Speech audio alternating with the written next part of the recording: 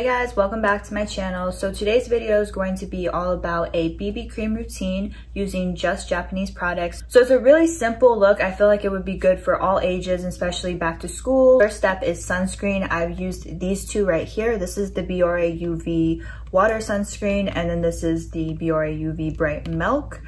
So these two are the base of it. And then the BB cream that I use is the Japanese Curel BB cream. And when you see it, maybe in the store or how it's sold, it's attached to this cardboard thing. And just going off your shade too, what I did was I just looked at this little top circle to see kind of what's the most similar to my skin tone. Of course, it's not going to be spot on, but I find with BB creams, if you kind of guesstimate, they're way more forgiving as far as like the tone of it compared to foundation. Especially a face milk BB cream, it's really more forgiving as far as like the color wise. It works with your skin better, almost like a tinted moisturizer. Okay, so what you want to do for this is make sure you have freshly cleansed skin, and then do your routine for your skincare in the morning. Most importantly, make sure to put your moisturizer in first and let it sink in before you're going to apply these sunscreens. Two sunscreens I do a mix of. I was just using the Biore UV bright milk. The bottle is very small, so I decided to mix both of these. So this is the Biore UV Aqua Rich. This is like the water lotion. You gotta shake these. Apply the brightening milk first. So I drip it on like this. Okay.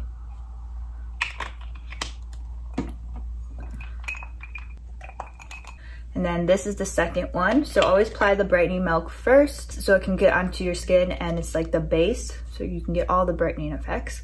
And then wherever I put the brightening milk, this one's way more watery. Use this one.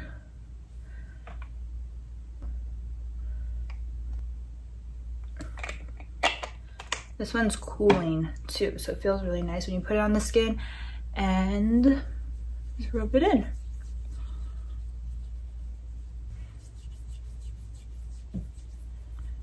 And see how fast that's disappearing? Seal onto the skin without any oily residue. It's just like, what? And that's why I really prefer milk sunscreens, because there's like gels, essence, all different types of finishes for Japanese sunscreen, but milk is by far my favorite. And I don't know if you guys could tell on camera, but just by using the brightening milk, I feel like the complexion gets a little bit more evened out. So that's the base. It is now time for the BB cream. So this is the Curel BB cream. It's watery. You gotta shake it.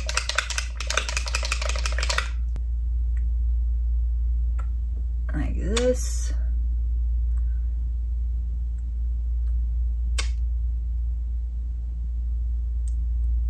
Always just use my hands right away, but since it's a little more watery and I want to get the most coverage out of it, I'll just use a fluffy brush to stipple it so it can distribute more evenly. See, like this.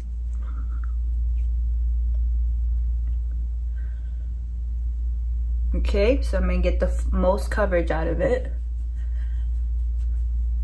without having to layer. The brush does make a difference.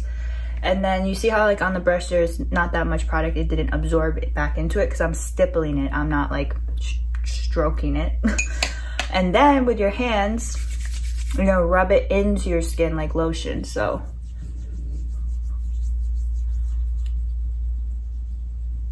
I'll do one half so you can see how fast it absorbs to the skin. So completely blended into the skin. You see how it just kind of goes with the natural tone of your skin.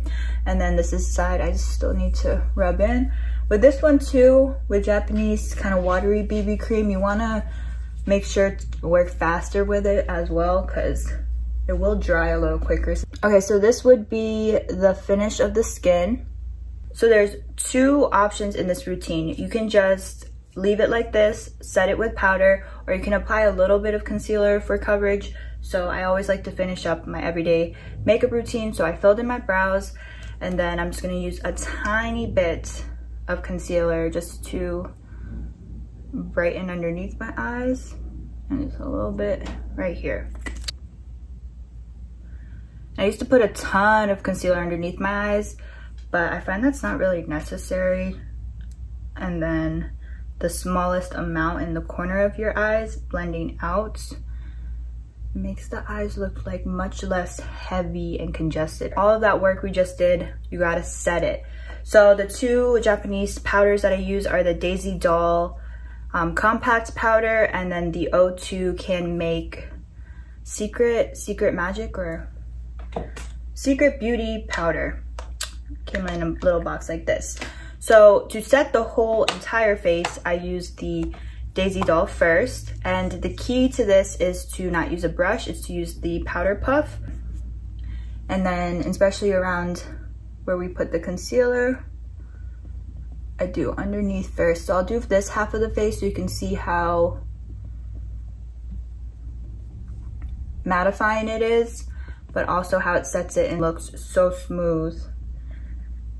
And you might be like, oh, I don't want to set it with a powder, I want more of like a dewy type look. But I feel like once this powder sets, it doesn't cling to dry patches, and then the natural oils will start to come through because you have BB cream underneath it. It just makes it last longer. See how smooth and blurred out the powder made it look?